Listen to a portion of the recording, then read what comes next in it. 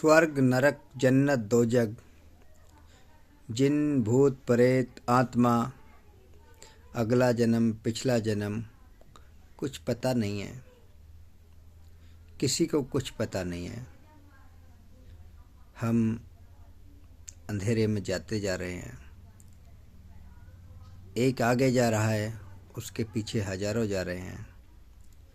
सब पुरानी रीति रिवाजों को चलाते जा रहे हैं। लकीर के पीछे भाग रहे हैं। हम लकीर के फ़कीर हैं। हमें कुछ नहीं पता जन्नत कहाँ पे है, दोजख कहाँ पे है, कैसे हमें जाना है, वो है भी या नहीं भी है, कुछ अता पता नहीं है। किसी ने देखा नहीं है। किसी ने लेख लिख दिया, उसी के पीछे जिन भूत प्रेत आत्मा पता नहीं क्या क्या कहानी बना बना के, डर फैला फैला के कुछ लोग अपनी दुकान चला रहे हैं। किसी को कुछ नहीं पता कि स्वर्ग कैसे जाएंगे।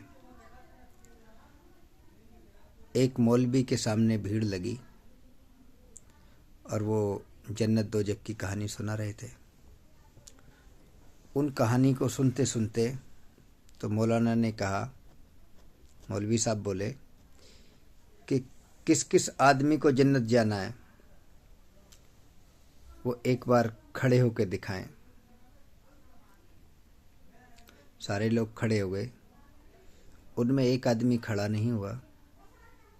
से पूछा मौलाना ने कि जी आपको जन्नत नहीं जाना, आप क्यों नहीं खड़े हुए? तो उस आदमी ने जवाब दिया, अगर हम खड़े होंगे तभी जन्नत जाएंगे। जन्नत तो वो भी जाएंगे जिनके हाथ पैर नहीं है, वो खड़े नहीं हो सकते।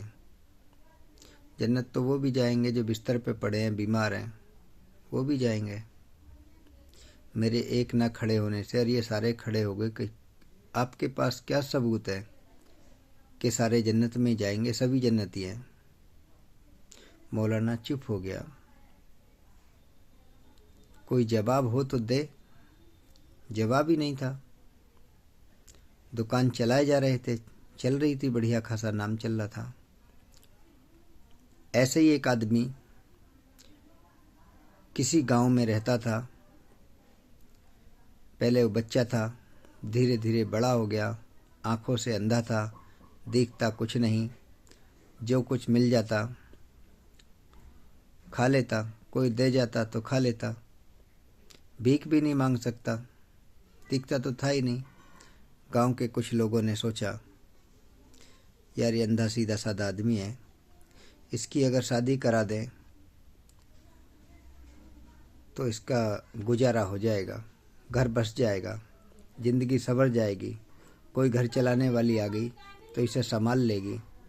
पता नहीं किसी दिन ऐसा हो जाए, ज़्यादा बारिश हो जाए या कोई भूल जाए तो ये बेचारा गरीब भूखा मर जाएगा। रोटी तो हम इसे ऐसे भी दे रहे हैं, बाद में भी देते रहेंगे, इसकी गुजर हो जाएगी। किसी दूर गांव में कोई लड़की मिली, वो भी अंधी। दोनों की शादी करा दी। शादी हो गई। शादी होने के बाद में एक दो दिन चला, नई नई कहानी थी। वो बेचारी ना तो कुछ कह सकती, ना कुछ बता सकती। भूख लगती तो कहती नहीं, क्योंकि खुद बना नहीं सकती, दिखता नहीं था। पति भी अंधा, पत्नी भी अंधी। तो गांव वालों ने बोला, भैया जब तेरे को भूख लगे ना तो तू यहाँ पे जो ये पत्थर पड़ा तेरे घर के आगे, इस पत्थर पे डंडा मार दिया कर, हम तुझे खाना देने आ जाएंगे। आखिर यही हुआ। जब उसको भूख लगी तो डंडा ले और अपने पत्थर पे बजाए। उसकी पटपट की आवाज़ सुनी तो गांव वाले सोचते कि भैया बंदे को भूख लग रही है, चलो खाना दे आते हैं। ऐसे ही धीरे धीरे कुछ समय के बाद में एक उसको ऊपर वाले ने बेटा दे दिया। बेटा हो गया।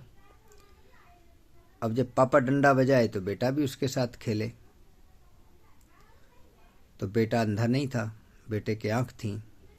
धीरे धीरे वो जवान हो गया। तो जब वो बड़ा हो गया तो उसके जब भूख लगती तो वो बोलता, बेटा डंडा बजाओ। कुछ समय बाद उसकी शादी हो गई। जब भी भूख लगती वो डंडा बजाता, कोई ना कोई खाना दे के आ जाता। उसके बाद उसकी बीवी आ गई। बीवी खाना बनाती, जब भूख का टाइम होता तो वो डंडा बजाता। अब गांव वाला तो कोई देने नहीं आता। तो बीवी ने पूछा कि तुम ये डंडा क्यों बजाते हो? उसने कहा, ये मेरे घर का रीति रिवाज है। हमारे बाप बजाता था, हमारी माँ भी बजाती थी। इसका कोई रीज़न है? कुछ तो पता होगा कि क्यों बजाते हो। बोले, ये तो मम्मी पापा ही बता सकते हैं, वो तो मर गए, अब उनसे कैसे पूछें। तो वो डंडा अपना बूढ़ा उम्र तक बजाता रहा। फिर उसके बच्चे हुए, वो भी बजाते रहे। तो वो तो बेचारे अंधे थे, उसके माँ बाप, तो वो तो खाना मांगते थे तो इसलिए बजाते। उनको भूख लगती तो गांव वाले उन्हें खाना देने आ जाते। वो तो आंखों का अंधा नहीं था, उसकी बीवी अंधी नहीं थी।